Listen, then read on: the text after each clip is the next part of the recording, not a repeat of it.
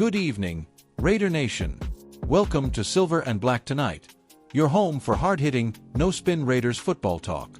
I'm your host and folks, and tonight we've got to have the tough conversation. Firing coordinators feels good in the moment, but is it actually fixing what's broken in Las Vegas? Let's start with the cold, hard truth after 12 games. The 2025 Las Vegas Raiders are staring at one of the ugliest offensive outputs we've seen in decades. Second fewest points per game in the entire NFL. Only the Tennessee Titans are worse. And we're talking less than a single point better. That's not just bad. That's historically bad for a franchise that once hung 48 on the Chiefs in primetime and rolled out the holy roller magic back in the Oakland days. Sunday's 27-20 loss to the division rival Chargers at Allegiant Stadium was the latest gut punch. The defense, shout out to Max Crosby, Christian Wilkins, and that nasty front, actually held Justin Herbert and company to just 7 points in the first half. 7. We were feeling ourselves at halftime, right, Raider Nation? And then, second half meltdown. Classic 2025 Raiders football. CBS Sports' John Breach summed it up perfectly when he slapped the offense with a big fat D grade. If the Raiders were hoping that firing Chip Kelly would fix their offense, that definitely didn't happen here. Ouch. Truth hurts. Let's talk about the running game, because Ashton Jeanty, the kid we traded up for, spent a first-round pick on, the Boise State phenom who was supposed to be the next great Raiders tailback, has not topped 50 yards rushing in 5 of his last 6 games. 5 of 6. The offensive line, which was supposed to be rebuilt this offseason, is getting quarterback Geno Smith absolutely tattooed. 15 sacks in the last 2 games alone. 15. Geno's running for his life back there like it's 2022 Seattle all over again. And yet, here's where it gets interesting. After the game, Geno Smith, class act that he is, went out of his way to defend new play caller Greg Olsen, who got thrown into the fire with basically 1 week to install an entirely new terminology package. Here's Geno, word for word. I thought Ollie did a tremendous job with a week's notice of getting guys prepared, putting together a game plan. No one knows how hard it is to step into that role when you haven't been all season.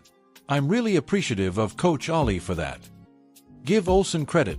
The man had the offense moving at times. We saw some creative screen games, some nice shot plays to Jacoby Myers and Brock Bowers. But when your quarterback is on his back half the afternoon and your $30 million a year running back can't crack 50 yards, that's not a coordinator problem anymore. That's a roster problem. And that's the real story here, folks. Pete Carroll has now fired 2 coordinators this season, Chip Kelly on offense, and we all remember the defensive shakeup earlier in the year. But as Breach pointed out, maybe, just maybe, the coordinators weren't the core issue. Let's go deeper on this offensive line for a second, because this group is getting absolutely bullied. Remember when we thought Colton Miller, Dylan Parham, and the addition of veteran free agents would finally give us stability up front? Right now, Pro Football Focus has the Raiders ranked 30th in pass block win rate and dead last in run block win rate. Dead last. That's not coaching. You can draw up the prettiest plays in the world, but if your guys can't win one-on-one battles, it's over before the snap. Flashback time.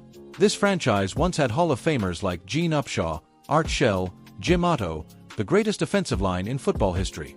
We ran behind those monsters to 3 Super Bowls. Marcus Allen didn't need 300-pound holes.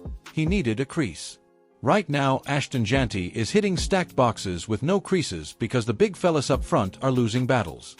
That hurts my soul as a lifelong Raiders fan. Let's talk defense for a minute, because there's actually some hope there.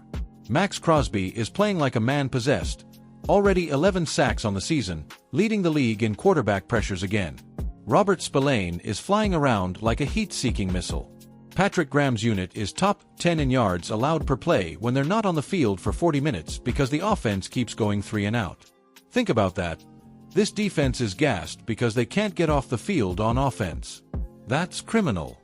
Here's a fictional but very realistic locker room quote I can totally imagine Max Crosby saying right now. Man, we hold teams to 7 points and a half and still lose? That's on us as players. We've got to find a way to close games. I'll take the blame if it gets the offense going. Just give us a lead to protect. Now let's look at the AFC West picture, because it's brutal. The Chiefs are running away with it again. The Chargers just swept us. Denver's playing good football. And here we are fighting the Titans and Patriots for worst offense in football. That's not Raider football. That's not Al Davis, just win, baby, football. That's not the standard of excellence from the Oakland days, the LA days, or the new era in Vegas. So where do we go from here? The schedule doesn't get easier. Kansas City on a short week, then Atlanta, Jacksonville, New Orleans, winnable games on paper, but not with this offensive performance. Playoff hopes are basically on life support. At 4-8, we're playing for pride, for draft position, and for jobs next year.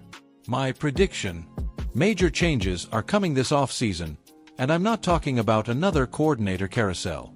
We're talking general manager decisions.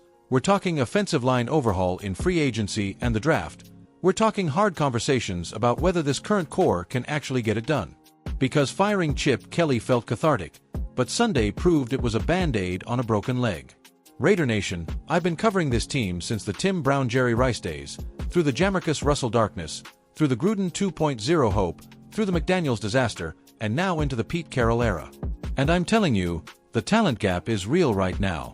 But this fan base, this Raider Nation that shows up in skull masks from Fresno to London to Mexico City, we never quit. We bleed silver and black. So here's my call to action. Keep showing up. Keep making Allegiant Stadium the loudest building in football. Keep supporting Max. Keep supporting Geno. Keep believing that the autumn wind is coming back. Because when this franchise gets it right again, and history says we will, it's going to be glorious. Drop your thoughts in the comments. Is the problem coaching, roster, or both? Should we go all in on the offensive line this offseason? And most importantly, are you still all in on the 2025 Raiders? Hit that like button if you're Raider for life, subscribe and ring the bell so you never miss a breakdown, and we'll be back after the Chiefs game, win or lose, to talk it all through.